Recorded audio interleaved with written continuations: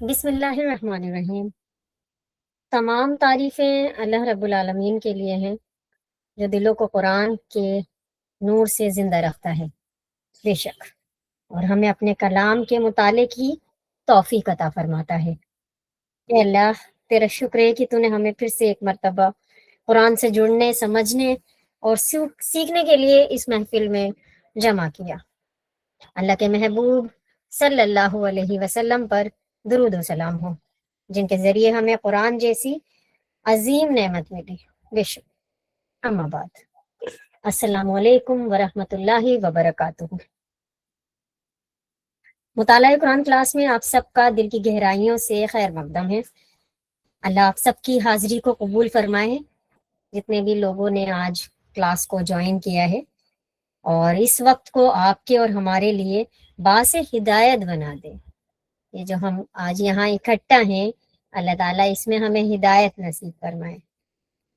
تو ہم جانتے ہیں کہ قرآن کی سب سے خوبصورت بات یہی ہے کہ صرف یہ پڑھا نہیں جاتا بلکہ دلوں کو سنوارتا ہے۔ تو ہمیں اپنے دلوں کو سنوارنا ہے، اپنی سوچ کو بدلنا ہے، اور زندگی کو ایک سمت، ایک رخ دینا ہے اس قرآن کے ذریعے۔ جیسے کہ آپ جانتے ہیں کہ ہمارا مطالعہ قرآن کلاس میں چیپٹر 15 چل رہا ہے، جس میں ہم سورہ حج کی آخری آیات کا مطالعہ کر رہے ہیں، اور ہم اب آیت نمبر 78 پر ہیں۔ 78 کا کنکلوژن آپ لوگوں کے سامنے پچھلی کلاسوں سے چل رہا ہے، اور جس کا ترجمہ میں آپ کے سامنے ایک بار پڑھ دیتی ہوں۔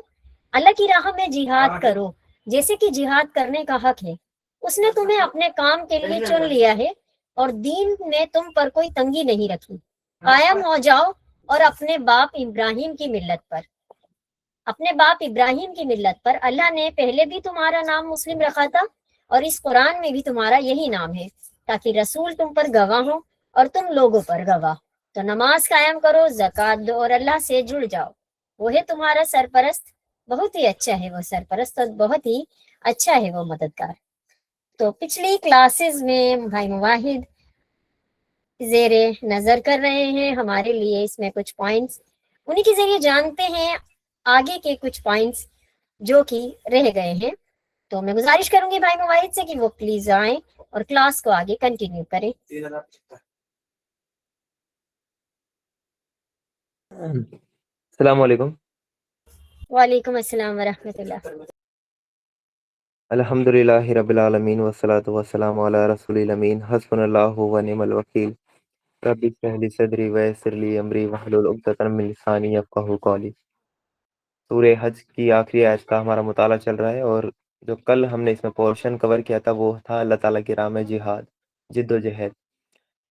تو اللہ تعالیٰ نے اس آیت میں مسلمانوں کو عملاً جو دعوت دی ہے وہ ہے اللہ کی راہ میں جہاد کرو جیسا کہ جہاد کرنے کا حق ہے، اور اس کے بعد اللہ تعالیٰ نے کہا ہے اس نے تمہیں اپنے کام کے لیے چن لیا ہے، وَجْتَبَاكُمْ، یعنی تم چنے گئے ہو، اللہ تعالیٰ نے تمہیں سلیکٹ کیا ہے۔ اور جیسا کہ آیت نمبر 74 سوری وہ 75 کے مطالعہ میں ہم نے دیکھا تھا کہ رسالت کی جو ہیں ایمان بالرسالت میں، اس کی رسالتی میں 3 کڑیاں ہم نے دیکھی تھی، اسی کے تحت ہم اس کو وہ سمجھیں گے کہ اللہ تعالیٰ نے ہمیں وہ کیسے چنا ہے، اللہ تعالیٰ نے ہمیں کس کام کے لیے چنا ہے۔ تو رسالت کی 3 کڑیاں ہیں۔ پہلی رسالت کی جو کڑی ہے وہ یہ ہے کہ اللہ تعالیٰ سے جو پیغام لے کر آئے، وہ اللہ تعالیٰ سے پیغام آیا فرشتے تک، فرشتے سے آیا رسول تک، اور رسول سے آیا امت مسلمہ تک، اور امت مسلمہ کی ذمہ داری اب لگا دی کہ اب یہ آپ کو یہ پیغام پہنچانا ہے کہ تمام انسانوں تک۔ تو اللہ کے رسول صلی اللہ علیہ وسلم کے آنے کے بعد رسالت کا سلسلہ تو ختم ہو چکا، لیکن اللہ تعالیٰ کا یہ فضل ہے، اس کا احسان ہے ہم پر کہ اس نے ہمیں نبیوں والا کام سونپ دیا، اس نے ہمیں رسالت کی تیسری کڑی کے طور پہ اللہ تعالیٰ نے ہمیں اس میں جوڑ دیا ہے۔ اس لیے اللہ تعالیٰ نے یہاں پہ کہا ہے وَتَوَاكُمْ، اللہ تعالیٰ نے تمہیں چن لیا ہے، اور وہ کس کام کے لیے چنا ہے۔ اس سے پہلے بھی بات آئی تھی کہ اللہ تعالیٰ کی راہ میں جہاد کرو، جد و جہد کرو، اس دعوت کو عام کرو، اللہ تعالیٰ کے دین کو قائم کرو، اور جہاد بھی ایسا کرنا ہے جیسا کہ جہاد کرنے کا حق ہے۔ اس لیے اللہ تعالیٰ نے اپنے کام کے لیے تمہیں وہ چن لیا ہے۔ جیسے اگزامپل کے طور پہ اگر میں آپ کو بتاؤں، آپ کسی ایک گارڈن میں گئے اور وہاں آپ کو فار ایگزامپل کہ 10 پھول آپ کو دکھیں، لیکن اس میں سے صرف آپ نے ایک توڑا، 10 پھول آپ کو دکھیں اس گارڈن میں، اس میں سے آپ نے صرف ایک توڑا اور باقی 9 کو آپ نے کیا کر دیا؟ ریجیکٹ کر دیا، لیکن ایک کو آپ نے سلیکٹ کیا، ایک کو آپ نے چنا. تو وہی حیثیت ہے ہماری. اللہ تعالیٰ نے ہمیں چنا ہے، وہ تمام امتوں میں اللہ تعالیٰ نے اس امت کو چنا ہے کہ یہ رسالت کا یہ کام کرے. تو اللہ تعالیٰ کے چنندہ بندے ہیں، یہ چنندہ امت ہے، تو ہمیں بھی اس کا حق ادا کرنے والا بننا ہے. اللہ تعالیٰ نے ہمیں چنا ہے تو ہمیں بھی اللہ تعالیٰ کے اس احسان کا، اس فضل کا، اس رحمت کا ہمیں حق ادا وہ کرنا ہے. اللہ تعالیٰ نے ہمیں وہ تمام انسانوں میں سے صرف امت مسلمہ کو ہی چنا ہے. آدم علیہ السلام سے لے کے اتنے پیغمبر آئے ہیں دنیا میں، 1,24,000 وہ کم و بیش پیغمبر آئے ہیں، لیکن ان سب میں سے اللہ تعالیٰ نے یہ کام کسی بھی امت کو نہیں دیا ہے، بلکہ صرف اس امت مسلمہ کو یہ فریضہ انجام دینے کے لیے دیا ہے کہ ہمیں رسالت کی کڑی میں جوڑ دیا گیا ہے. پہلے کے نبی آتے تھے اور ان کی تعلیمات اگر مٹ جایا کرتی تھی تو ان کے بعد ان کی یاد دہانی کے لیے دوسرے پیغمبر کو اللہ تعالیٰ بھیج دیا کرتے تھے، لیکن اب آخری نبی آ چکے ہیں اور ان کے بعد کوئی نبی آنے والا نہیں ہے. اس لیے یہ کام ہمیں سونپ دیا گیا ہے اللہ تعالیٰ کی طرف سے.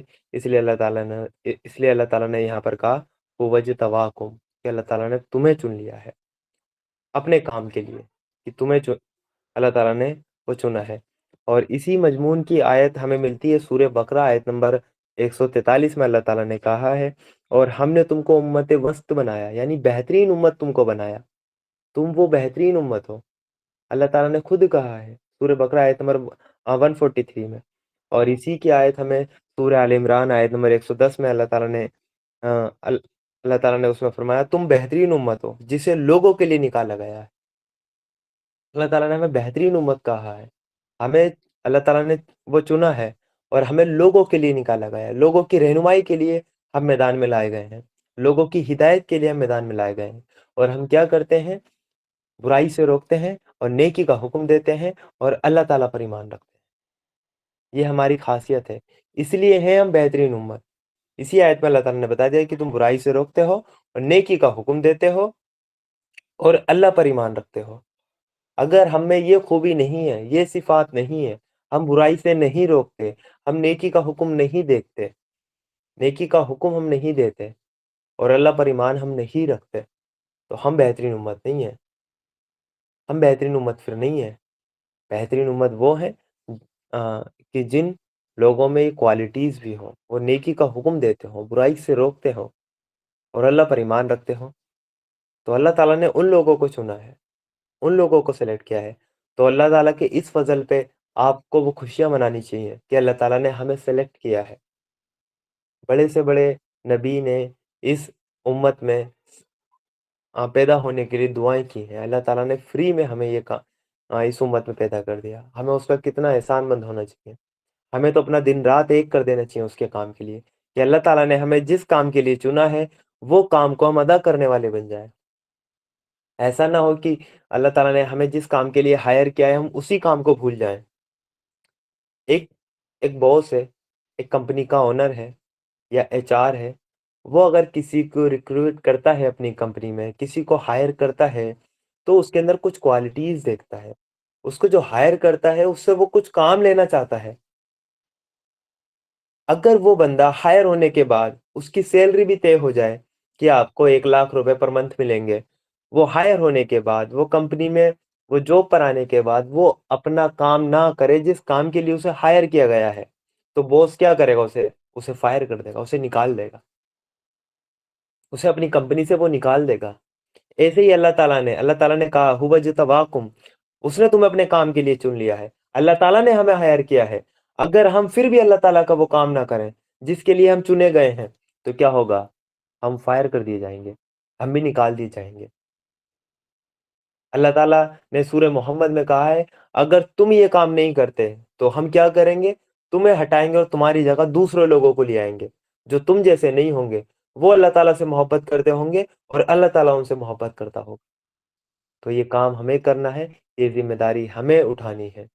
یہ نبیوں والا کام آج ہمیں لے کر آگے چلنا ہے. جو نبی ہیں وہ وراثت میں نہ دولت چھوڑتے ہیں، نہ جو وراثت ہوتے ہیں کہ وہ چھوڑتے ہیں، وہ وراثت میں چھوڑتے ہیں وہ ہے علم.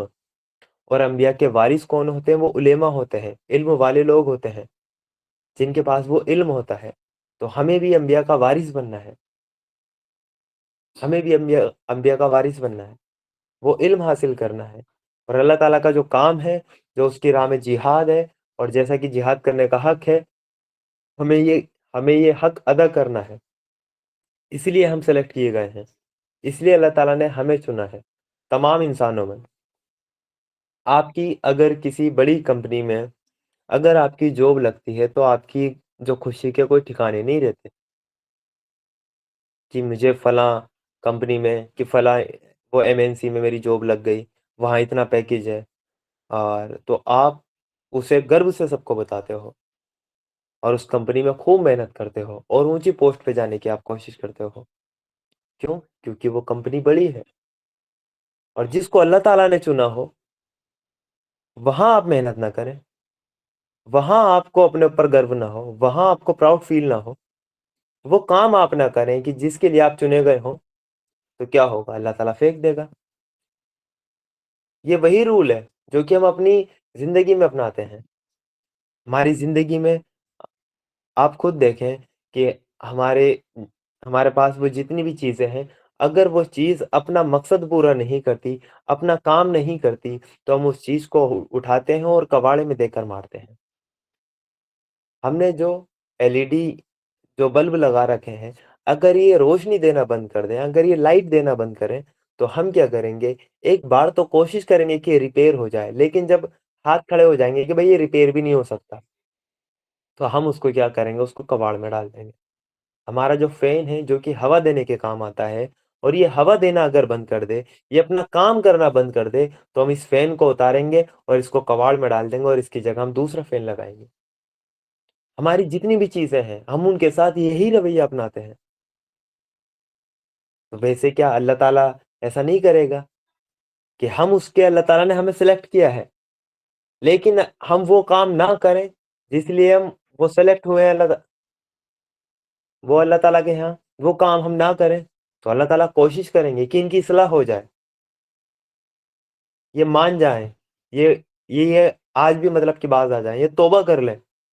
لیکن پھر بھی اگر ہم نہیں مانے، ہم کسی کام کے نہ بچیں، تو اللہ تعالیٰ کیا کریں گے؟ جیسا کہ ہم دوسری چیزوں کے ساتھ کرتے ہیں کہ ہم چیزوں کو کباڑ میں پھینک دیتے ہیں کہ ریسائیکل کر کے اب اس کا دوسرا پروڈکٹ بن جائے گا.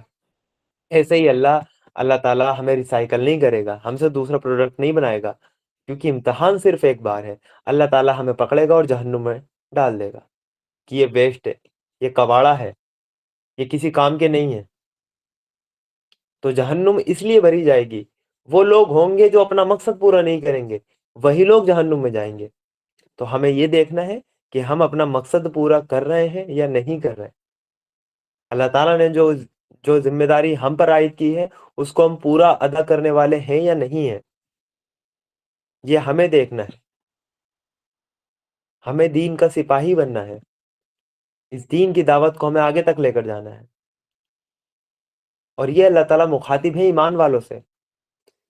جو ایمان والا نہیں ہے اس کو تو سب سے پہلے ایمان کی دعوت دی جائے گی، لیکن جو ایمان والا ہو گیا، جس نے دعوت کر دیا کہ میں اللہ تعالیٰ کو رب مانتا ہوں، میں اللہ تعالیٰ کی مانتا ہوں، میں اس کو ایک مانتا ہوں، اس کے علاوہ میں کسی کے آگے نہیں جھکتا، اور اس کے جو آخری پیغمبر ہیں محمد مصطفیٰ صلی اللہ علیہ وسلم، میں ان کا امتی ہوں، ان کا طریقہ کار اختیار کرنے والا ہوں. ان کے علاوہ کہ مجھے کسی اور کا حکم نہیں سننا، کسی اور کا حکم اگر ان کے حکم سے ٹکرائے تو مجھے اللہ کے رسول کا حکم ماننا ہے. یہ جب آپ اقرار کر چکے اور جو ذمہ داریاں اللہ کے رسول نے اللہ تعالیٰ نے آپ پر ڈالی ہیں اس کو اگر آپ ادا کرنے والے نہ بنے، تو پھر کیا ہوگا؟ ہم کباڑ ہیں اور اللہ تعالیٰ ہمیں پکڑے گا اور ہمیں ریسائیکل بھی نہیں کرے گا، بلکہ ہمیشہ کی جو جہنم ہے اس میں اللہ تعالیٰ ہمیں جھونک دے گا، ہمیشہ کی جہنم میں. یہ چیز ہمیں دھیان رکھنی ہے، یہ چیز ہمیں دھیان رکھنی ہے.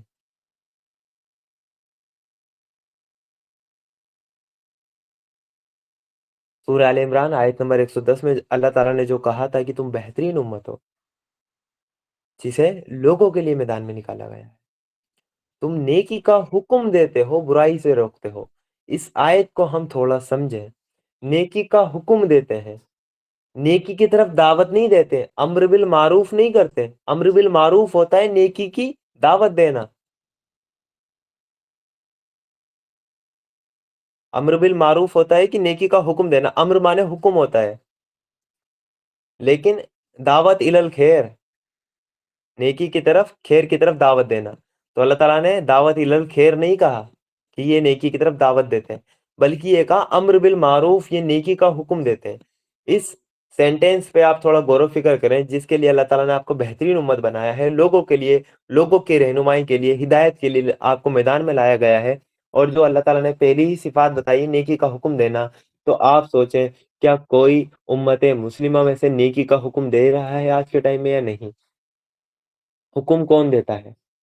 جو پاور میں ہوتا ہے، جو پاور میں ہوتا ہے وہی حکم دیتا ہے، جو طاقت میں ہوتا ہے، جس کے پاس طاقت ہوتی ہے، جس کا حکم چلتا ہے۔ حکم یہ ہوتا ہے کہ ایک آرڈر پاس ہوا کہ شراب بند، تو اگلے دن سے وہ شراب بند۔ ایک آرڈر پاس ہوا کہ جناکاری بند، تو اگلے دن سے جناکاری بند۔ یہ ہوا حکم دینا، برائی سے روکنا۔ لیکن آپ کسی اپنے دوست کو سمجھا رہے ہیں کہ بھائی شراب نہیں پینی چاہیے، جناکاری نہیں کرنی چاہیے، لیکن وہ پھر بھی کر رہا ہے، لیکن آپ پھر بھی سمجھا رہے ہیں، اور آپ یہ سمجھ رہے ہیں کہ میں امر بالمعروف کر رہا ہوں، تو یہ امر بالمعروف نہیں ہے، آپ کر رہے ہیں دعوت الی الخیر، آپ اسے خیر کی طرف دعوت دے رہے ہیں، صرف وہ آپ دعوتی کام کر رہے ہیں۔ ابھی آپ امت کا فریضہ انجام نہیں دے رہے، جس کے لیے امت برپا کی گئی ہے، تو اس کے لیے سب سے پہلے آپ کو طاقت میں آنا پڑے گا۔ آپ کے پاس طاقت ہوگی، آپ کے پاس حکومت ہوگی، آپ کے پاس اقتدار ہوگا، تو یہ آپ امت کا فریضہ انجام دے سکیں گے۔ ادروائز یہ امت مسلمہ کا جو فریضہ ہے وہ انجام ہم نہیں دے سکتے بنا طاقت کے۔ طاقت کیسے حاصل ہوگی؟ وہ اس کا جو طریقہ کار ہے وہ وہی ہے، سب سے پہلے خود عمل کریں اس نظام پہ، اس نظریے پہ، اس اسلام پہ، اور پھر لوگوں کو دعوت الی الخیر کریں، لوگوں کو اس دین کی طرف بلائیں، اور جب وہ آئیں تو انہیں منظم کریں، انہیں ایک جماعت میں ان کو باندھیں، ان میں کی طاقت فراہم کریں، افراد اکٹھے کریں۔ جب یہ طاقت حاصل ہو جائے، جب اتنے افراد اکٹھے ہو جائیں کہ آپ کو پتا ہو کہ ہم اب باطل سے ٹکرا سکتے ہیں، تو پھر اللہ تعالیٰ کیا کرتا ہے؟ حق پرستوں کو اٹھاتا ہے اور باطل کے منہ پہ دے مارتا ہے، جس سے کہ باطل کا سر کچل جاتا ہے، اور اللہ تعالیٰ پھر نیک لوگوں کو حکومت بھی اختیار کرتا ہے، حکومت دیتا ہے، اور جب وہ حکومت آپ کے پاس آئے گی تب آپ کام کریں گے امر بالمعروف و نہی عن المنکر، تب آپ کام کریں گے، تب آپ کا ایک آرڈر پاس ہوگا اور پورے ملک میں وہ چیز بین ہو جائے گی کہ شراب بند، تو اگلے دن بند۔ یہ ہوا برائی سے روکنا۔ جناکاری بند، جنا کے جتنے بھی اڈے ہیں جو چل رہے ہیں وہ سب بند، اگلے دن سے بند ہونے چاہیے۔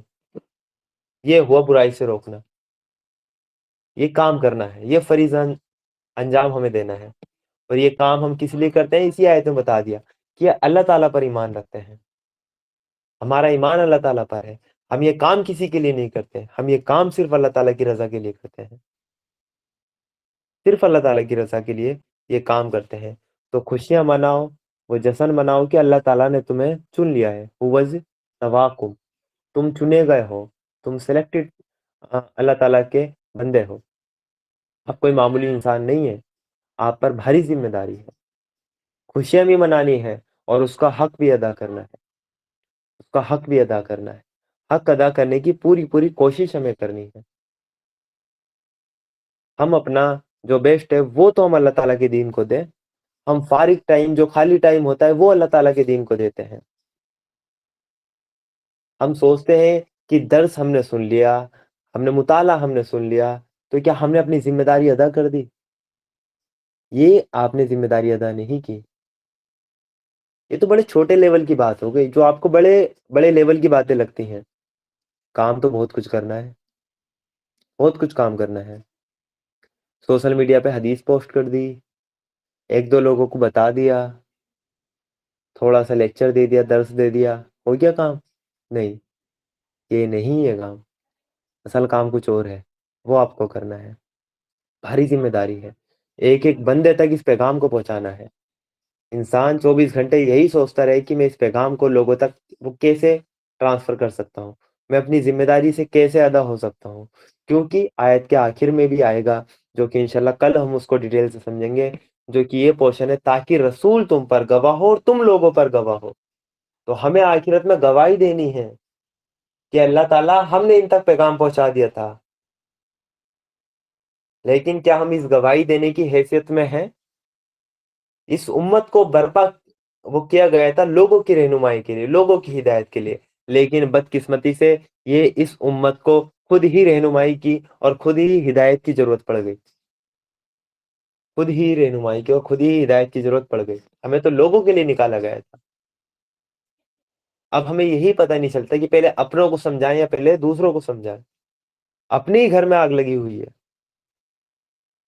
جو امین تھے، جو امانت دار تھے اس کتاب کے، وہی اس کا حق بھول گئے۔ جنہیں چنا گیا تھا، جن کی ڈیوٹی اللہ تعالیٰ نے لگائی تھی، وہی اپنی ڈیوٹی چھوڑ کر بھاگ گئے، وہی اپنی ڈیوٹی چھوڑ کر بھاگ گئے۔ تو یہ جو اللہ تعالیٰ نے جو کہا ہووج تواکم، یہ کوئی معمولی بات نہیں ہے، یہ بڑی اہم بات ہے۔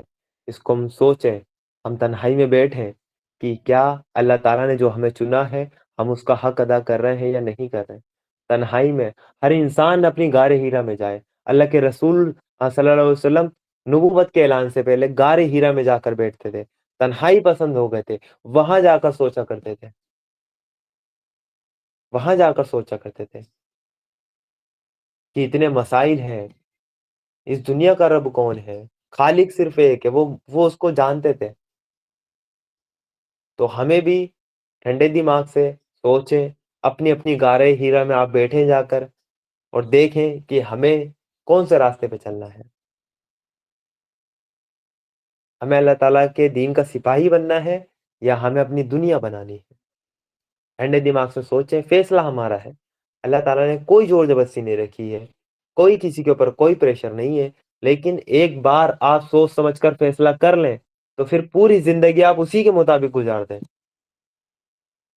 اسی کے مطابق گزار دیں۔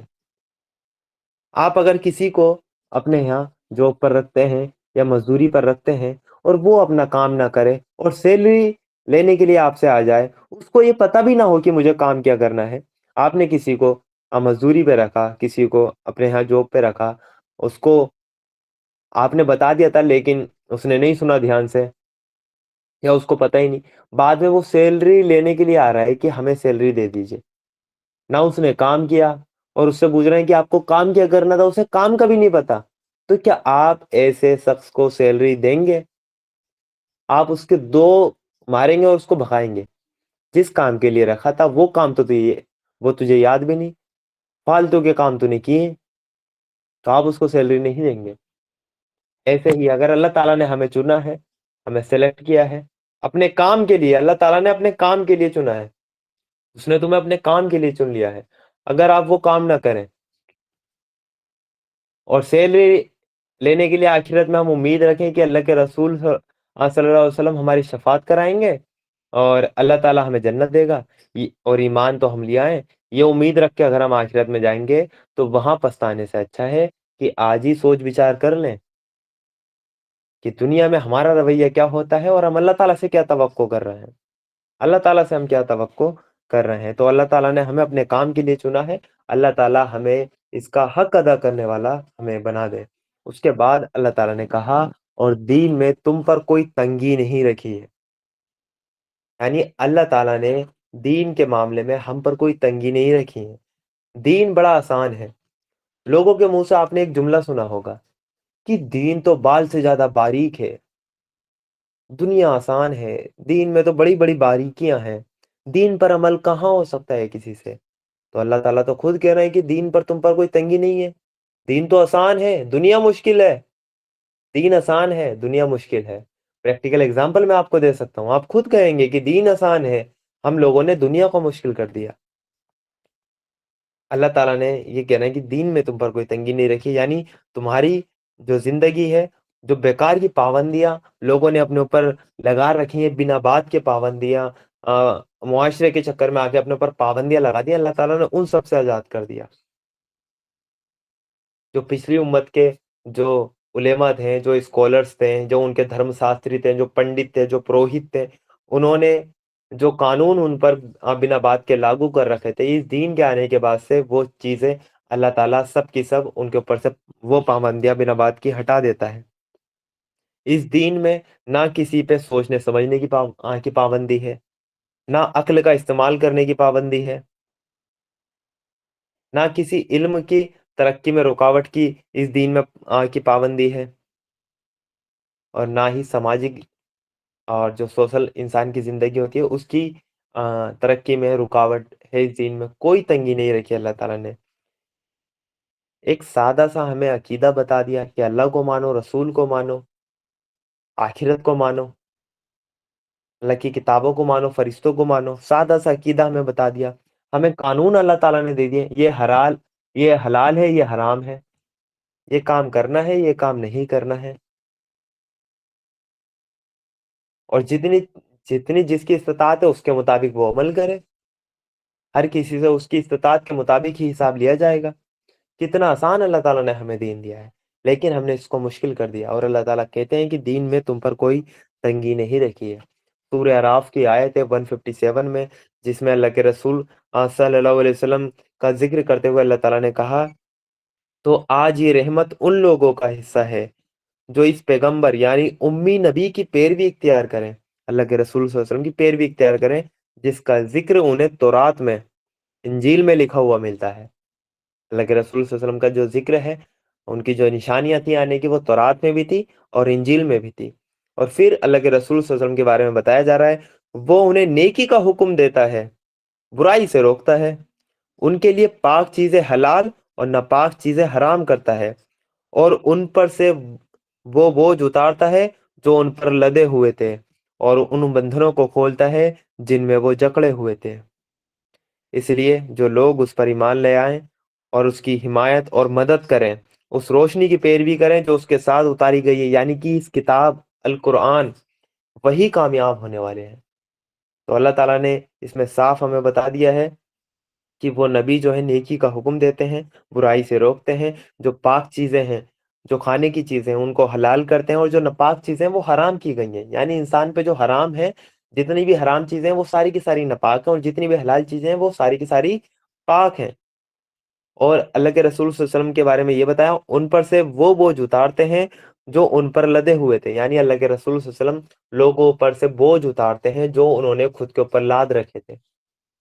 یہ ہے دین میں آسانی، اللہ تعالیٰ نے دین میں کوئی تنگی نہیں رکھی ہے، لوگوں نے اپنے اوپر بوجھ وہ لاد رکھے تھے۔ اس کا پریکٹیکل اگزامپل اگر میں آپ کو دے دوں کہ دیکھیں لوگوں نے اپنے اوپر کیا بوجھ لاد رکھے ہیں اور آج بھی لاد رکھے ہیں۔ اگر آپ کسی سے پوچھیں کہ بھائی شادی کب کرو گے، یا اپنی بیٹی کی شادی آپ کب کرو گے، تو اس کا جواب کیا ہوتا ہے؟ ابھی تھوڑا گھر بنا لیں اور کچھ یہ کر لیں اور اتنا انتظام کر لیں، ابھی ہمارے پاس شادی کا انتظام نہیں ہے۔ تو کم سے کم 10-15 لاکھ روپے اس کو اکٹھے کرنے ہوتے ہیں۔ کچھ لوگ تو لڑکی کی پیدا ہونے کے بعد بھی وہی ایف ڈی وغیرہ، LIC وغیرہ اس کی کر لیتے ہیں کہ وہ ہمیں بعد میں اسکیم وغیرہ ہوتی ہے کہ بعد میں جا کے ہمیں اس کا جو دان دہیز ہے وہ ہم کر لیں گے۔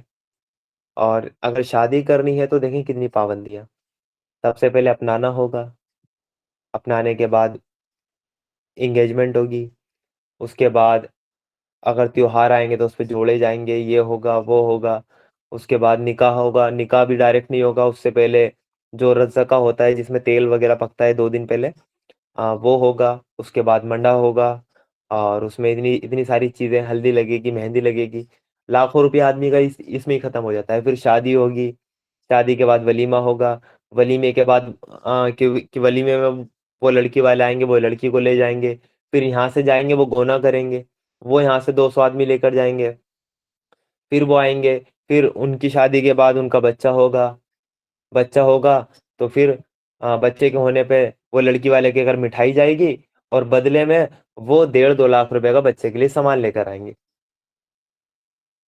اب بھی چھٹکارا نہیں ملا، پھر وہ بچہ بڑا ہوگا، پھر اس بچے کی شادی ہوگی، जब बच्चे की शादी होगी तो उस बच्चे की माँ अपने भाइयों के घर जाएगी, कहेगी कि मैं तो भात नोतने आई हूँ, वो भात नोतेगी।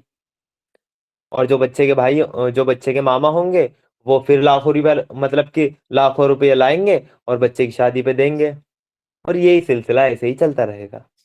तो ये कितना बोझ हमने अपने ऊपर लाद लिया। ये दुनिया है, ये काम आप ना करें तो दुनिया बातें बनाएंगी, ये काम आप ना करें तो दुनिया बातें बनाएंगी। ये है सोशल प्रेशर, जिसका कल जिक्र किया गया था कि मुआशरे से आपको जिहाद करना है। मुआशरे का एक रेला है जो एक तरफ मतलब भागी चले जा रहा है, उसके अगेंस्ट आपको चलना है।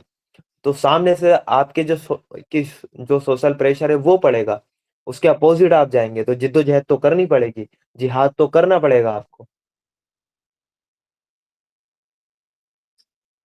तो ये बोझ है जो आप पे लदे पड़े हैं, और इस्लाम इसको कितना आसान कर देता है। देखें, इस्लाम देखें आप पर से जो बोझ लदे पड़े हैं वो उनको कैसे उतारेगा। भाई निकाह करना है, लड़का लड़की राजी है, कोई डेट ना रखी जाए कि भाई 5 महीने बाद शादी। क्यों है 5 महीने बाद शादी? लड़का लड़की पसंद है एक दूसरे को, तुरंत कि जहाँ महफिल है, मस्जिद देखें बेहतर है पास में, मस्जिद में जाए, निकाह करें, लड़की को घर ले आए। छुआरे यानी जो मिठाई है वो जो तकसीम करेगा वो लड़के वाला करेगा, लड़की का 1 रुपये का भी खर्चा नहीं है। वो घर आएगा और अगले दिन जो वलीमा देगा वो भी लड़के वाला देगा, वो भी लड़के वाला देगा। और जिंदगी भर तक लड़की वाले पे कोई वो नहीं है कि आपको ये चीज देनी है। वो कितना आसान हो गया निकाह। ऐसे ही हुए हैं निकाह। अल्लाह के रसूल सल्लल्लाहु अलैहि वसल्लम ने जो बाज निकाह है वो सफर के दौरान किए हैं। अल्लाह के रसूल ने सफर में निकाह किए हैं। अल्लाह के रसूल थे, मदीना आते, शान और शौकत से करते, इतनी भी क्या जल्दी थी। निकाह को बताया गया कि निकाह ऐसी चीज है जो कि इतना आसान है, इसको इंसान वो सफर में भी कर सकता है। वो सफर में भी इस निकाह जैसी चीज को इंसान वो कर सकता है। तो ये जो बोझ है जो हमने ऊपर लाद रखे हैं, अल्लाह के रसूल सल्लल्लाहु अलैहि वसल्लम इसको आकर उतार देते हैं। यही सूरह अराफ की इस आयत में कहा है, और उन पर से वो बोझ उतारता है जो उन पर लदे हुए थे, और उनके उन बंधनों को खोलता है जिनमें वो जकड़े हुए थे। ये हमने खुद ही, ये बंधन हमने जकड़ लिए हैं। ये तरह तरह की चीजें हमने अपने ऊपर लाद ली हैं। ये सिर्फ एक एग्जाम्पल दिया है मैंने। बिना बात की पाबंदियां हैं जो कि लोग अपने ऊपर लगा लेते हैं कि भाई हम हरिद्वार तक वो कावड़ लेकर जाएंगे, पैदल जाएंगे। भाई क्यों जाओगे पैदल? गाड़ी अवेलेबल है, बैठ के जाओ। नहीं जी, पैदल जाएंगे। इसको नेकी समझते हैं, लेकिन इस्लाम आने के बाद वो बता देते हैं कि भाई ये कोई नेकी नहीं है। मक्का में क्या होता था कि कुछ लोग जो हज करने आया करते थे वो समझते थे कि हम हज के लिए निकल गए तो हम अल्लाह ताला के मेहमान हो गए घर से निकलते ही, तो हम अपने साथ कुछ खाने पीने की चीजें नहीं लेकर जाएंगे। वो रास्ते में कहीं से मांग उंग कर वो जाते थे, वो खाते थे और ऐसे ही करके हज करते थे। अल्लाह ताला ने कुरान में कह दिया ये कोई नेकी का काम नहीं है कि तुम अपने साथ वो ज्यादा राह ना रखो, रास्ते का सामान ना रखो। इसको वो तकवे के खिलाफ समझते थे। तो ये बोझ उन्होंने अपने ऊपर खुद ही तो लादा था, और अल्लाह के रसूल सल्लल्लाहु अलैहि वसल्लम आए, इस बोझ को उतार दिया कि ये कोई नेकी का काम नहीं है कि आप ज्यादा रन ना लेकर चलें ज्यादा रहा। क्यों नहीं लेकर जाएंगे आप? तो ये बोझ उतारा। तमाम बोझ थे जो लोगों ने खुद ही अपने ऊपर पाबंदियां लगाई थी, लेकिन अल्लाह के रसूल सल्लल्लाहु अलैहि वसल्लम ने उन तमाम बोझों को वहां उतार दिया है। तो अल्लाह ताला ने इस आयत में यही कहा, और दीन में तुम पर कोई तंगी नहीं रखी है, तुम पर कोई बोझ नहीं रखा। दीन बड़ा आसान है, दुनिया मुश्किल है। लोग समझते हैं दीन में तो बड़ी बाल से ज्यादा बारीक है, बड़े मसले हैं, बड़ी पेचीदगियां हैं, ये तो आलिमों का काम है, वही अमल करेंगे। भाई दीन क्या सिर्फ आलिमों के लिए आया है? आपका ईमान कैसा है? क्या ये अल्लाह ताला कहता है हुदल्लिन नास, ये तमाम इंसानों के लिए हिदायत है, लेकिन आप कह रहे हो ये आलिमों के अमल करने की चीज है। हुदल्लिल मुत्तकीन, ये परहेजगारों के लिए हिदायत है। आप कह रहे हो नहीं ये आलिमों के लिए हिदायत है, आलिम ही अमल कर सकते हैं। तू क्या मुल्ला हो गया है? तो ये चीजें हैं कि दीन में हम पर अल्लाह ताला ने कोई तंगी नहीं रखी है। उसके बाद अल्लाह ताला ने कहा कि कायम हो जाओ अपने बाप इब्राहिम की मिल्लत पर। तुम कायम हो जाओ इब्राहिम की मिल्लत पर। यहाँ अल्लाह ताला इब्राहिम अलैहिस्सलाम की जगह मूसा अलैहिस्सलाम की मिल्लत कह सकता था, नूह अलैहिस्सलाम की मिल्लत कह सकता था, ईसा अलैहिस्सलाम की मिल्लत के मतलब कह सकता था, लेकिन अल्लाह ताला ने यहाँ इब्राहिम अलैहिस्सलाम की मिल्लत क्यों कहा? इब्राहिम अलैहिस्सलाम में ऐसी क्या खास बात थी जो इब्राहिम अलैहिस्सलाम की अल्लाह ताला ने यहाँ मिल्लत कहा? यहाँ तो और नबी का भी के नाम आ सकता था कि कायम हो जाओ अपने बाप इब्राहिम की मिल्लत पर, इसकी जगह मूसा की मिल्लत पे, ईसा की मिल्लत पे, नूह की मिल्लत पे, दाऊद की मिल्लत पे, सुलेमान की मिल्लत पे, लेकिन इब्राहिम की मिल्लत यहाँ पर क्यों कहा? और कुरान में बार बार इसको मिल्लत इब्राहिमी ही कहा गया। इसकी 3 वजह है जो हमें मिलती है मोटी मोटी। पहली जो वजह है कि अल्लाह ताला ने इसको इब्राहिम की मिल्लत ही कहा। पहली वजह यह है कि कुरान के जो फर्स्ट मुखातिब थे वो कौन थे? अरब के लोग। फर्स्ट मुखातिब तो कुरान उन्हीं से है, और फिर उनके बाद वो तमाम दुनिया तक वो कुरान पहुंचना है। तो पहले मुखातिब कौन है कुरान के? अरब के लोग। और अरब के लोग जितना ज्यादा इब्राहिम अलैहिस्सलाम को जानते थे, उतना ज्यादा वो किसी और नबी को नहीं जानते थे। मक्का में जो हज होता था वो इब्राहिम अलैहिस्सलाम ने शुरू किया था, वो मानते थे इब्राहिम अलैहिस्सलाम को।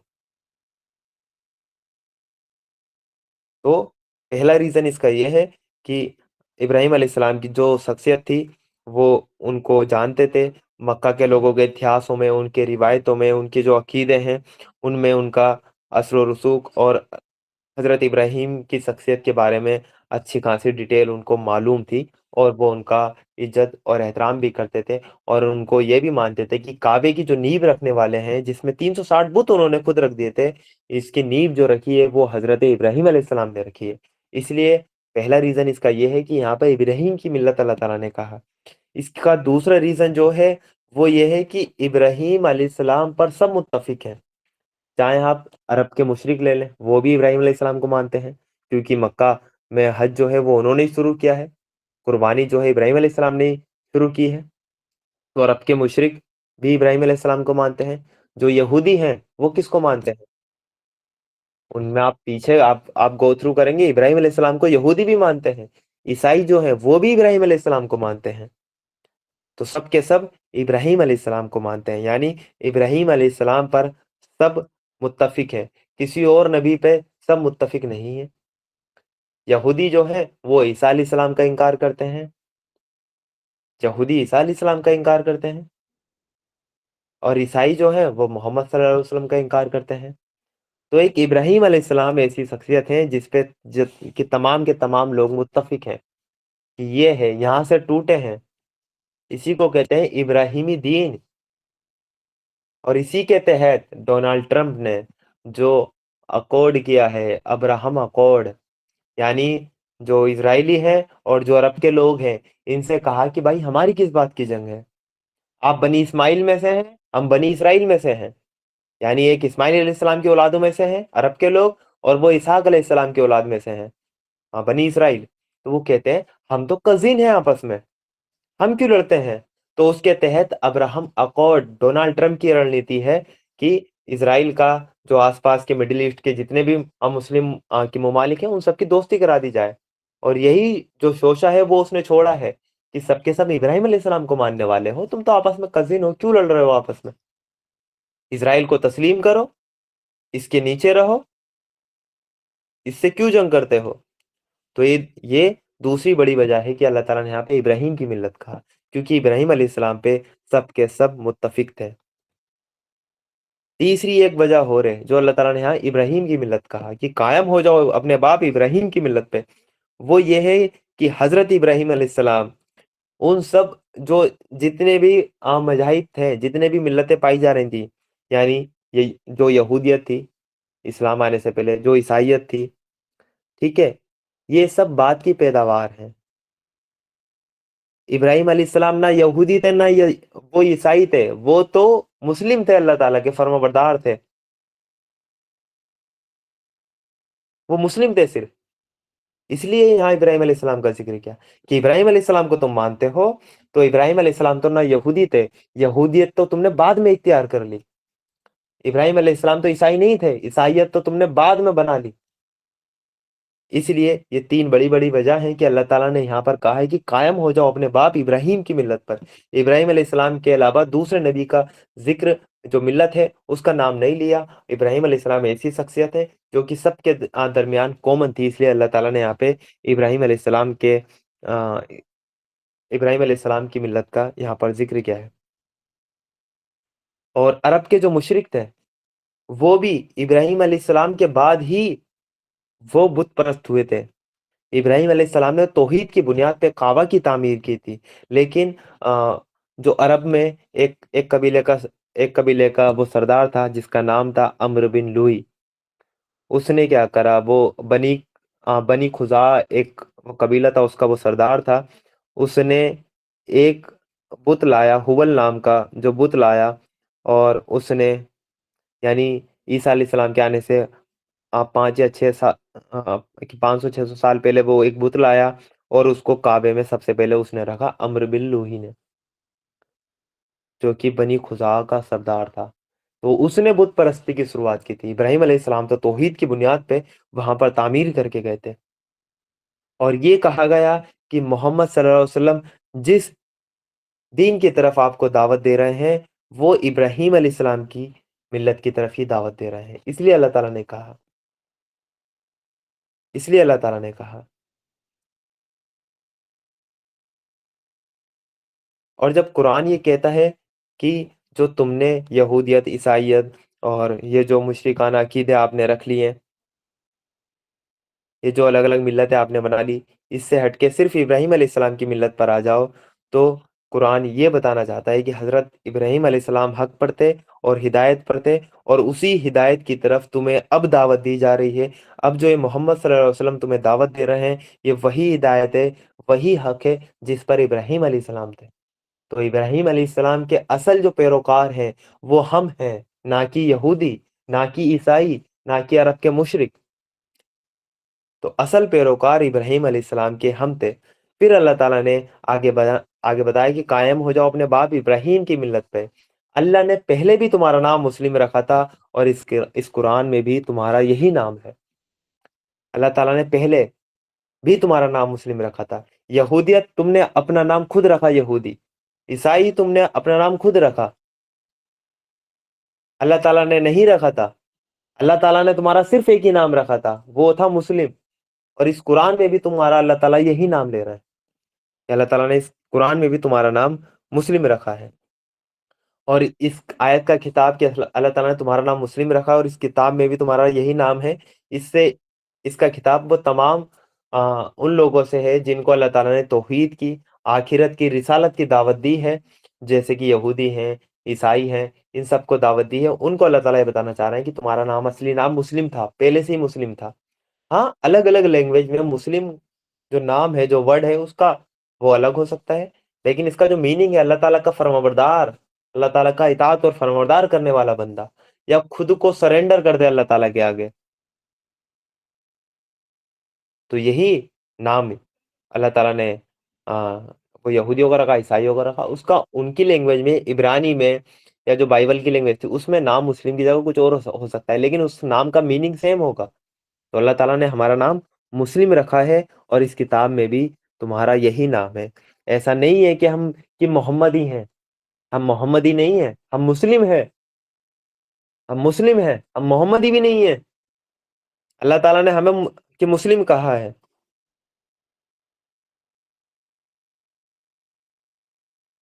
اور اللہ تعالیٰ نے سورہ حامیم السجدہ ہے، جس کو سورہ فصلت بھی ہم کہتے ہیں، اس کے آیت نمبر 33 ہے، جس میں ہم پڑھ کر آ چکے ہیں. اور اس شخص کی بات سے اچھی بات کس کی ہوگی جس نے اللہ کی طرف بلایا، نیک عمل کیا اور کہا کہ میں مسلمان ہوں. اس شخص سے اچھی بات اور کس کی ہوگی جس نے اللہ تعالیٰ کی طرف بلایا، اور اللہ تعالیٰ کی طرف بلانے کے ساتھ ساتھ خود بھی عمل کیا. ایسا نہیں ہے لوگوں کو تو اللہ تعالیٰ کی طرف بلا رہا ہے، لوگوں کو تو قرآن کی طرف بلا رہا ہے، اور خود کے عمل اس کے اپوزٹ ہوں. خود بھی نیک عمل کیا اور کہا کہ میں مسلمان ہوں. یعنی اس کا ایک مطلب یہ بھی ہو سکتا ہے کہ میں کوئی فرشتہ نہیں ہوں، میں کوئی اور مخلوق نہیں ہوں، میں بھی تم جیسا انسان ہوں. ہاں، بس یہ فرق ہے، میں اللہ تعالیٰ کا اطاعت اور فرمانبردار والا بندہ ہوں، اور آپ کو اللہ تعالیٰ کی اطاعت اور فرمانبرداری کی دعوت دے رہا ہوں. میں آپ پر اپنی علم کا کوئی روب نہیں چھاڑ رہا. اس کا مطلب یہ ہوتا ہے کہ میں مسلم ہوں، میں اللہ تعالیٰ کا اطاعت اور فرمانبردار کرنے والا بندہ ہوں، اور آپ کو بھی اللہ تعالیٰ کی اطاعت اور فرمانبرداری کی دعوت دے رہا ہوں. میں اس دعوت میں مخلص ہوں. میں کوئی روب نہیں چھاڑ رہا، یہ اس کے اندر میننگ انکلوڈ ہے کہ میں بھی کہ مسلم ہوں، اور تمہیں بھی مسلم ہونے کی میں دعوت دے رہا ہوں، تمہیں بھی مسلم ہونے کی میں دعوت دے رہا ہوں۔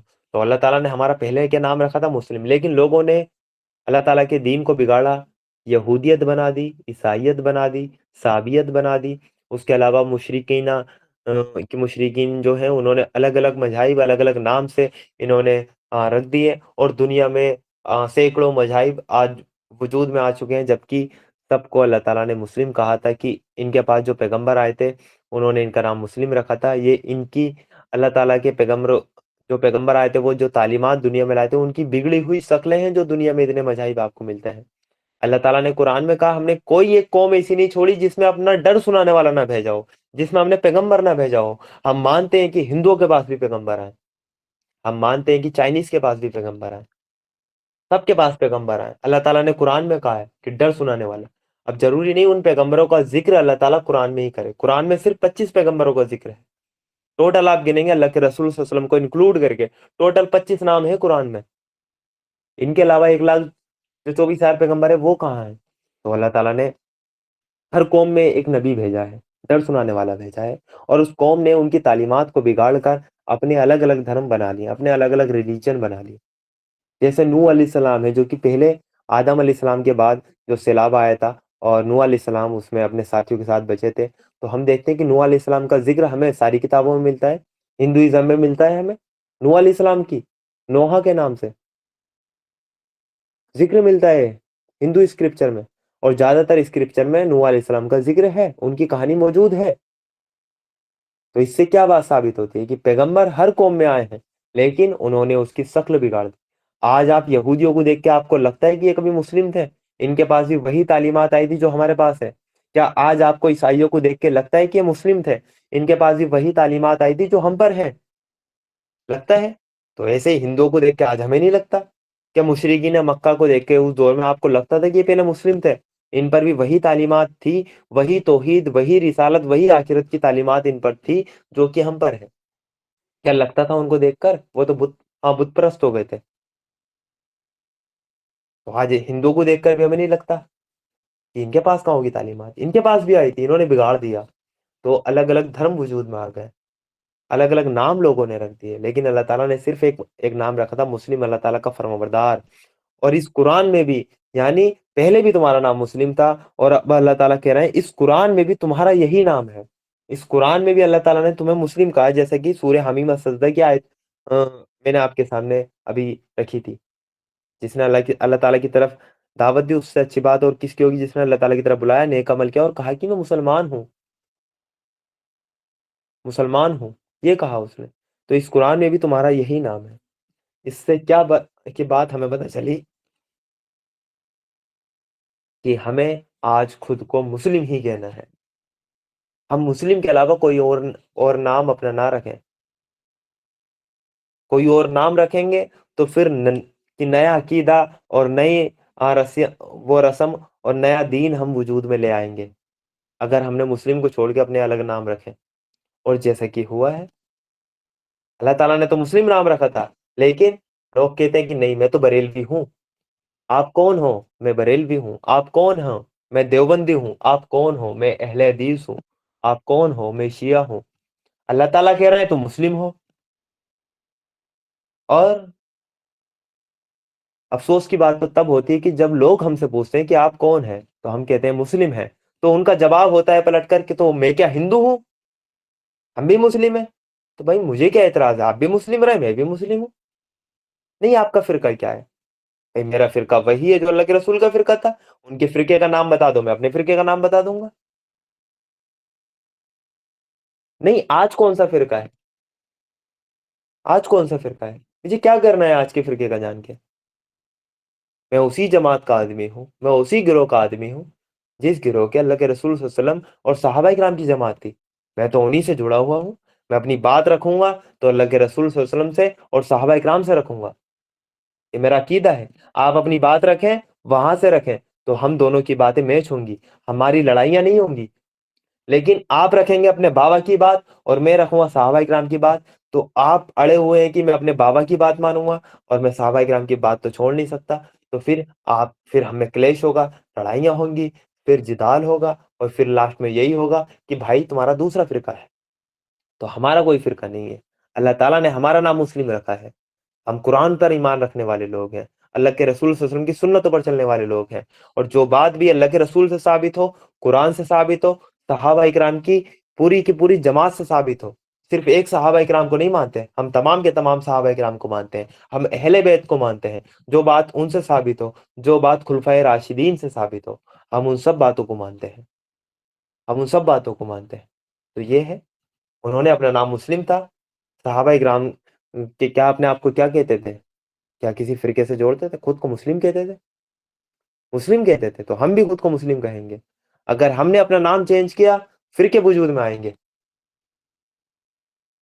فرقے وجود میں آئیں گے جو کہ آج کے ٹائم میں آ چکے ہیں. آج کے ٹائم میں آ چکے ہیں. ایک شخص بولا میں بریلوی ہوں. میں نے کیا دکھا؟ آدھار کارڈ. آدھار کارڈ میں تو نہیں لکھا تو بریلی کا ہے. تو بریلوی کیسے ہوا؟ ایک بولا میں دیوبندی ہوں. تو بھائی دکھانا آدھار کارڈ اس میں دیوبند لکھا ہو. دیوبندی ہے تو شہروں کے نام پہ فرقوں کے نام رکھ دیے گئے ہیں. اہل حدیث ہوں، میں حدیث کو ماننے والا ہوں. تو کیا قرآن کو نہیں مانے گا؟ تو فرقے میں اہل قرآن بھی ہوں، اہل حدیث بھی ہوں. تو پھر میں پوچھوں تو کیا صحابہ کرام کو نہیں مانے گا؟ پھر کہے گا میں اہل قرآن ہوں، اہل حدیث ہوں، اور صحابہ کرام کو ماننے والا ہوں. تو میں کہوں گا اہل بیت کو نہیں مانے گا. تو وہ پھر ایک چیز اور ایڈ کرے گا، میں اہل بیت کو ہی ماننے والا ہوں.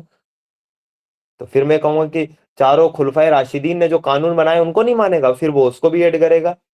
بھائی سمپل سا کہہ دو نا، میں مسلم ہوں. میں مسلم ہوں. اگر آج تمام فرقے اپنا نام ہٹا کے، اپنا لیول ہٹا کے اگر خود کو صرف مسلم کہنے لگے، تو کیا کوئی بھی آنے والی جو جنریشن ہے اس کو پتہ بھی ہوگا کہ فرقے کوئی موجود بھی تھے؟ بھول جائے گی. ایک نہیں تو دو جنریشن کے بعد سب بھول جائیں گے. اس کا پریکٹیکل اگزامپل میں آپ کو دوں. انڈیا سے جو کاسٹ جو سسٹم ہے وہ آج بھی ختم کیوں نہیں ہوا؟ وہ نہیں ہوا سرنیم کی وجہ سے. کیونکہ ہندوازم میں جو کاسٹ سسٹم تھا، انہوں نے وہاں کی کانسٹیٹیوشن میں تو ان کو رائٹ دے دیے، لیکن پریکٹیکلی زمینی استر پہ ان کو رائٹ نہیں ملے ہیں. جو کہ جنہیں وہ نچلی جاتی وہ کہا جاتا تھا. ہمارے نظروں میں تو سب انسان ہیں، سب برابر ہیں. لیکن انہوں نے جو ڈیوائڈیشن کر رکھی تھی اس کی بیس پہ، ان میں کیا تھا کہ جو جس کاسٹ کا ہے نا، اس کے نام کے آگے اس کے کاسٹ کا جو سرنیم ہوتا ہے وہ جڑا ہوا ہوتا ہے. روہت شرما، یعنی یہ اگر شرما ہے تو یہ براہمن ہے. راجپوت، راہل راجپوت، یہ راجپوت ہے تو یہ چھتریہ ہے. ٹھیک ہے. تو نام کے آگے سرنیم تھا ہر کسی کے، یہ ہے، یہ ہے. تو انڈیا میں سرنیم نہیں ہٹائیں، جس کی وجہ سے اگر آپ کو آج بھی کوئی نام بتائے گا تو آپ اس کو سمجھ لیں گے کون سی کاسٹ کا ہے. اگر انڈیا میں صرف ایک قانون 1947 میں پاس کر دیا جاتا کہ سرنیم جو ہے نا ہم ختم کر رہے ہیں، یہ جو کاسٹ کی بیس پہ جو سرنیم لگ رہے ہیں، ہم اس چیز کو ختم کر رہے ہیں. ہم صرف نام چلائیں گے. نام کے ساتھ والد کا نام چلائیں گے، سرنیم نہیں چلائیں گے ہم. کیونکہ انڈیا میں ایک برائی تھی، اس برائی کو ختم کرنے کے لیے یہ قدم لینا ضروری تھا. اور اگر ایسا کر دیتے تو کیا آج کوئی کسی کو جان پاتا کہ بھائی آپ کس جاتی سے ہیں؟ سب کا نام ہے، اس کے ساتھ اس کے باپ کا نام ہے. یہی تو ہوتا. کوئی جان پاتا تو کاسٹ سسٹم پریکٹیکلی ایسے ختم ہوتا. ایک نہیں تو دو جنریشن کے بعد وہ ختم ہو جاتا. آج 80 سال بعد وہ کاسٹ سسٹم ختم ہو جاتا، وہ ڈسٹروائے ہو جاتا، اس کی دھچا اڑ جاتی. لیکن انہوں نے سرنیم کو چینج نہیں کیا اور انہیں حقوق دیتے گئے، انہیں ریزرویشن دیتے گئے، جس کی وجہ سے آج بھی وہ وواد ہے اور آج بھی وہ مسئلہ بنا پڑا ہے. اور بلائے ستم بالا انہوں نے اور اس کے سرٹیفکیٹ بھی بانٹ دیے. آپ کی یہ کاسٹ ہے، آپ سرٹیفکیٹ بنا کے رکھ لیں. تو بھائی کہاں سے ختم ہوگا؟ ایسے ختم نہیں ہوتے کاسٹ سسٹم. ایسے ہی یہ جو میں نے اسٹوری بتائی ہے، یہ بتائی ہے مسلمانوں کے لیے. مسلمانوں کو بھی فرقے ختم کرنے ہیں، فرقوں کا وجود ختم کرنا ہے. تو ہم سب کو خود کو مسلم کہنا پڑے گا. ہم اپنے نام کے آگے سے فرقوں کے نام ہٹا دیں تو انشاءاللہ ایک جنریشن اور اگلی جنریشن جو آئے گی وہ پیور مسلم آئے گی. وہ نہیں جانے گی دیوبندی کون تھا، بریلوی کون تھا، اہل حدیث کون تھا، شیعہ کون تھا، رافضی کون تھا. وہ کہیں گے مسلم ہے.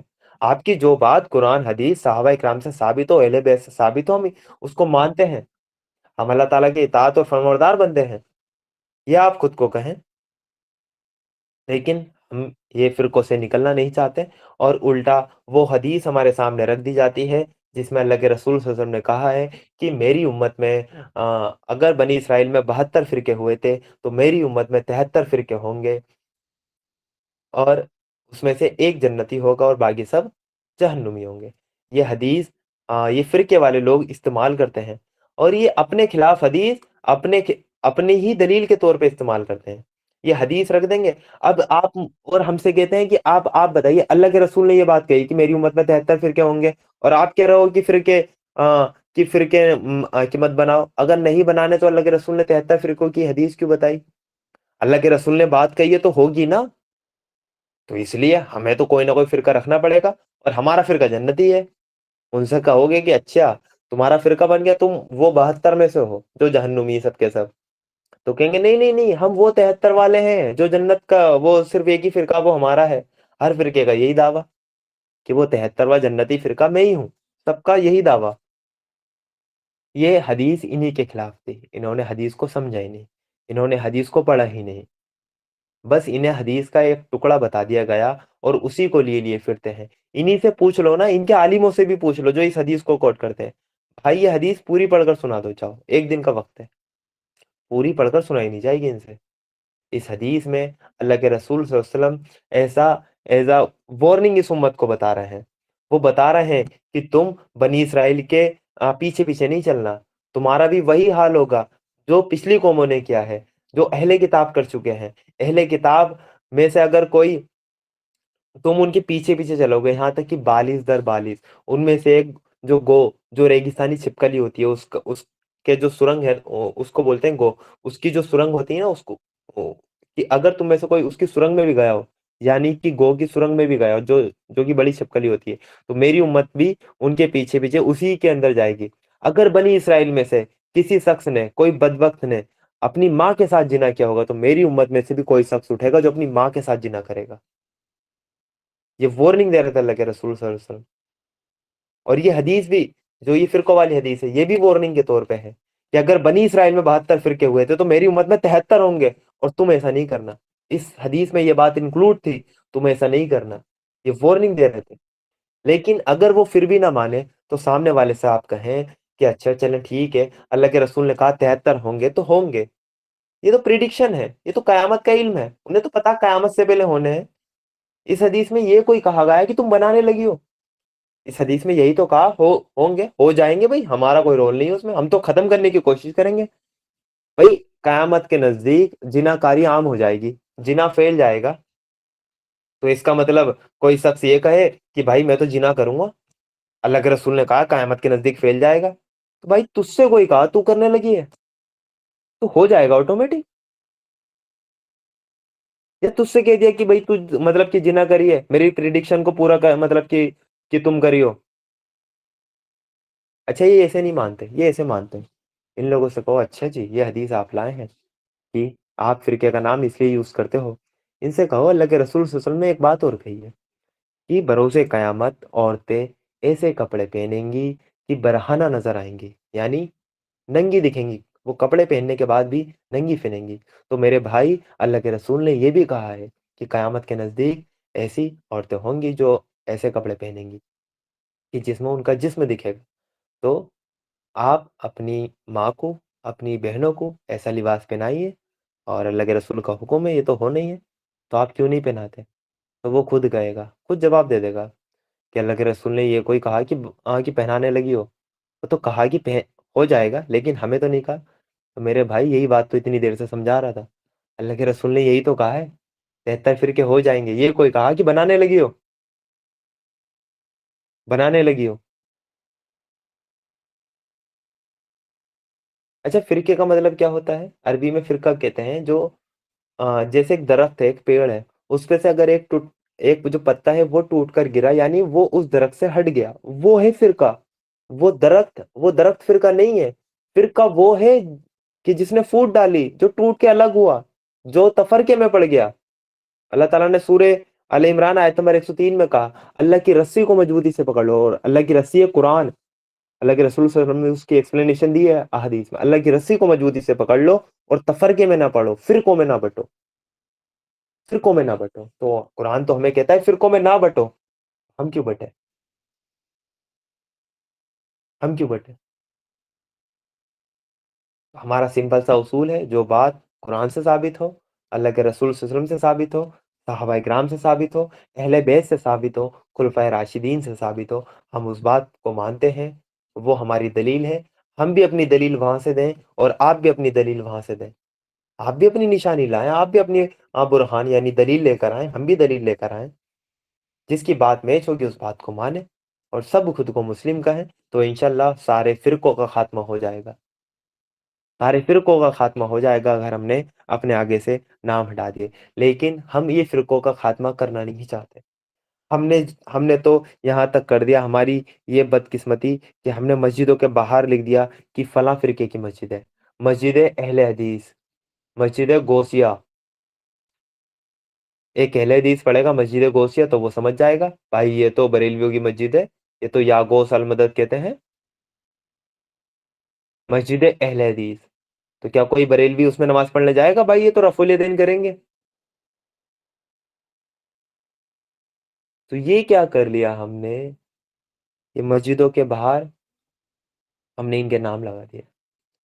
मेरे साथ हुआ, मैं अपनी सिटी से दूसरी सिटी वो किसी काम से गया हुआ था, और असर की नमाज का टाइम हुआ और मैं वहाँ किसी के घर था। मैंने कहा मैं नमाज पढ़ के आता हूँ, कि जैसे ही मैं निकला मैं बाहर गया, और एक बुजुर्ग अंकल थे जो कि नमाज के लिए ही वो जा रहे थे। उनसे मैंने रास्ते में जाते आते पूछा, मैंने कहा मस्जिद किस तरफ है?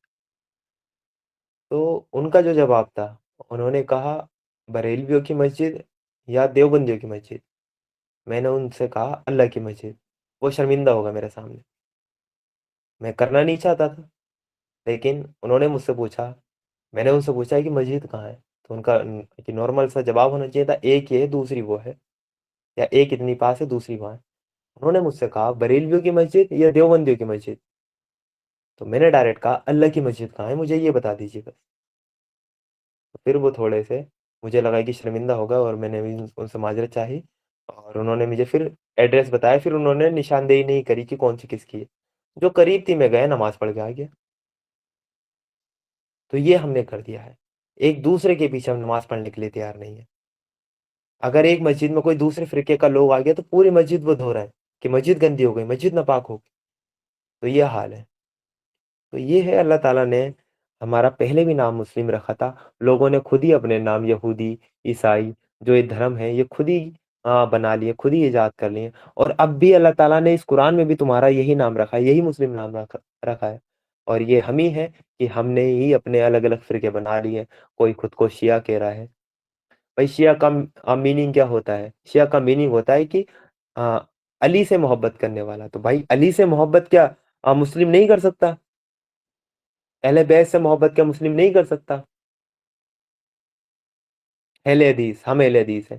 भाई अहले हदीस, हदीस वाले, तो क्या हम हदीस वाले नहीं है? मुस्लिम होकर आप हदीस वाले नहीं रहेंगे? आप नहीं रहेंगे मुस्लिम होकर हदीस वाले? तो ये जो मर्ज है, ये जो फिरकों की ये दुकानें हैं, ये बंद तब होंगी तब हम खुद को मुस्लिम कहें। ये रूल है, ये छोटे छोटे से काम है जो अल्लाह ताला ने बताए हैं कि तुम ये चीजें करो, और ये इनकी तो खुद ही हवा उखड़ जाएगी।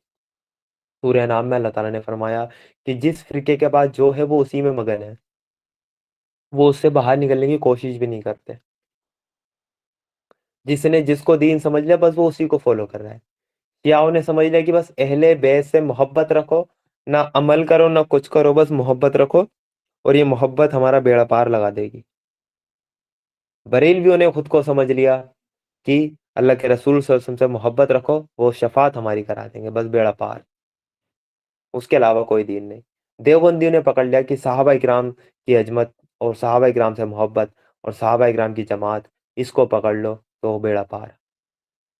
अहले हदीस ने खुद को समझ लिया कि चारों फुकहा, इनको छोड़ो, और इनको छोड़ो, सिर्फ अल्लाह के रसूल सल्लल्लाहु अलैहि वसल्लम की जो हदीस है उसको पकड़ लो और बेड़ा पार।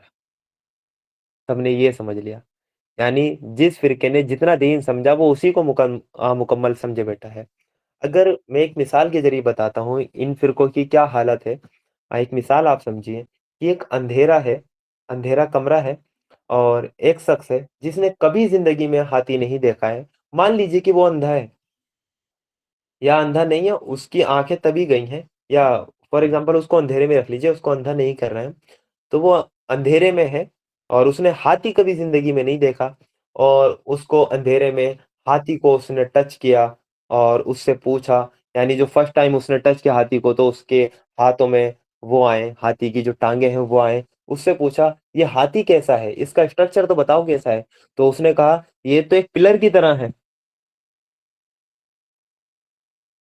और दूसरे आदमी को रखा, उसने हाथी को समझा पिलर की तरह है। एक दूसरा आदमी को बुलाया अंधेरे में, उसने भी हाथी को कभी नहीं देखा था, उसके हाथ में हाथी की पूंछ आई। उससे पूछा हाथी कैसा है, उसने कहा हाथी तो झाड़ू की तरह है। पूंछ आई तो उसने झाड़ू का अंदाजा लगा लिया। एक तीसरे आदमी को बुलाया, उसके हाथ में हाथी का सूंड वगैरह आया, उसने उसकी वो कुछ और तारीफ बताई, तो हाथी तो वो इसका है। और फिर इन इन जितने भी लोग आए थे इनको आप अलग खड़ा कर दीजिए, अलग कमरे में बंद कर दीजिए, और इनसे कहें कि आप बताएं हाथी कैसा है। कोई कहेगा हाथी पिलर की तरह है, कोई कहेगा झाड़ू की तरह है, कोई कुछ कहेगा, कोई कुछ कहेगा। यही तो कहेगा, जिसने जितना हाथी को टच किया वो उससे उसका आइडिया लगा रहा है। तो अल्लाह ताला ने सूरह सूरह नाम की आयत एक्सप्लेन कर दी मैंने आपके सामने। जिस फिरके के पास जो कुछ है वो उसी में मगन है। उन आदमियों में से जितना उन्होंने समझा वो उसी को हाथी समझे बैठे हैं। वो पूरा हाथी देखने के लिए वो तैयार नहीं है। जिसने वो जितना उन्होंने हाथी को समझ लिया बस वो उसी हाथी को समझे बैठे हैं। और अल्लाह ताला ने यही कहा है कि जिस फिरके के पास जो है वो उसी में मगन है, वो उससे बाहर निकलने की कोशिश नहीं करते, वो पूरा दीन समझने नहीं चाहते, वो दीन को देखने ही नहीं चाहते कि दीन असल में है क्या, दीन है क्या।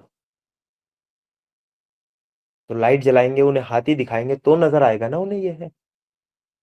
वैसे ही जिस फिरके के बाद जो है वो उसी में मगन है, वो दूसरे को वो गलत समझता है, खुद को सही समझता है। यही उनकी गुमराही की वजह है कि उन्होंने दीन को मुकम्मल तौर पे नहीं समझा। दीन एक जिंदगी गुजारने का तरीका है, ये कोई मजहब नहीं है, ये कोई रिलीजन नहीं है, इससे हक अदा नहीं होता। दीन खुद अपने आप में एक वर्ड है, दीन निजाम जिंदगी, कंप्लीट वे ऑफ लाइफ है।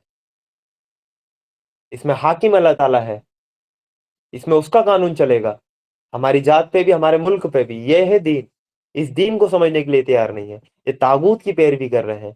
इन फिरकों के पास जितना दीन का जो पार्ट इन्होंने पकड़ लिया बस उसी में वो मगन है। एक फिरके ने अहले बैत को ही पकड़ लिया, एक फिरके ने अल्लाह के रसूल सल्लल्लाहु अलैहि वसल्लम की मोहब्बत को ही पकड़ लिया, एक फिरके ने सहाबा इकराम को ही पकड़ लिया, एक फिरके ने हदीसों को ही पकड़ लिया। हम कहते हैं इन सबको कंप्लीट मिलाएं तब बनेगा दीन। सहाबा इकराम की भी की इज्जत और एहतराम करें, अहले बैत से भी मोहब्बत करें, अल्लाह के रसूल सल्लल्लाहु अलैहि वसल्लम से भी मोहब्बत करें, अपनी जान से बढ़कर करें, और जब तक तो तुम्हारा ईमान मुकम्मल ना हो। और हदीस हदीस का इनकार तो वो कुरान का इनकार ही हो जाता है। हदीसों को भी माने तब जाके तुम्हारा दीन मुकम्मल हो। ये कंप्लीट पिक्चर देखें, लेकिन वो देखने के लिए तैयार नहीं है। इसलिए हमें ये फिरके खत्म करने पड़ेंगे। हमें खुद को आज से ही हम ये अज़म करके उठें कि हम खुद को मुस्लिम कहेंगे। कोई कितना भी हमें कुरेद ले, कोई कितना भी हमें छेड़ ले, हम खुद को मुस्लिम ही कहेंगे कि हम मुस्लिम हैं। वो कहे जवाब में मैं तो क्या हिंदू हूँ, तो क्यों भाई, मैंने आपको तो हिंदू नहीं कहा। आप जाने, आपका ईमान जाने, मैं तो मुस्लिम हूँ ना। मैं मुस्लिम हूँ, मेरे राशन कार्ड तक में मुस्लिम लिखा है। और क्या चाहिए सबूत, मैंने कागज में आपको डॉक्यूमेंट दिखा दिया, अपने मुंह से दिखा दिया। जिस किताब पे मैं ईमान रखता हूँ मैं उस किताब से आपको बता देता हूँ कि मैं मुस्लिम हूँ। मैं कैसे बताऊं? आप खुद को जो दूसरा नाम ले रहे हैं, आप साबित तो करें कहाँ से। आपके तो कि दो शहरों के नाम पे आपके फिरकों के नाम हैं। आपके तो आधार कार्ड में नहीं है बरेलवी, आपके तो आधार कार्ड में नहीं है देवबंदी। आप रहने वाले हो गाजियाबाद के और बता रहे हो देवबंद का, ये तो झूठ बोल रहे हो आप। तो अल्लाह ताला ने हमारा नाम मुस्लिम रखा है, और हमसे पहले जो लोग थे उनका नाम भी मुस्लिम रखा है। तो ये अमल की दावत है जो अल्लाह ताला ईमान वालों को दे रहा है कि अल्लाह ताला की राह में जिहाद करना है। और जिहाद भी ऐसा है कि जैसा कि उसके जिहाद करने का हक है, और उसने हमें अपने काम के लिए चुन लिया है। हम बड़े अल्लाह ताला के चुनिंदा बंदे हैं। अल्लाह ताला ने अपने काम के लिए चुना है, हम उस काम को पहचाने। और वो काम भी इंशाल्लाह कल के दर्स में आ जाएगा कि वो काम क्या है, और वो काम आगे इस आयत में भी लिखा हुआ है, तो उसको आप हाँ जरूर से, हाँ देखिएगा, अल्लाह ताला ने हमें अपने काम के लिए चुना है, और दीन में तुम पर कोई तंगी नहीं रखी है। दीन में अल्लाह ताला ने बड़ी आसानी रखी है। और कायम हो जाओ अपने बाप इब्राहिम की मिल्लत पे, जो ना यहूदी थे, ना ईसाई थे, ना मुशरिक थे।